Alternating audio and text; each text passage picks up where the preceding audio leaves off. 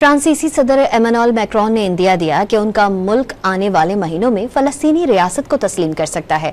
गैर मुल्की खबरी इदारों के मुताबिक फ्रांसीसी सदर ने मीडिया को बताया कि उनका मकसद इजराइल फलस्तीन तनाज़े पर अक़वाम मुत्तहिदा की कॉन्फ्रेंस में इस इक़दाम को हतमी शक्ल देना है। मजीद कहा कि सबको फलस्तीन को एक रियासत की हैसियत से तस्लीम करने की तरफ बढ़ना चाहिए और वो आने वाले चंद माह में ऐसा करेंगे।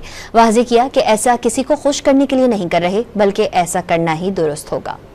फ्रांसीसी सदर एमानुएल मैक्रोन ने इंदिया दिया कि उनका मुल्क आने वाले महीनों में फलस्तीनी रियासत को तस्लीम कर सकता है।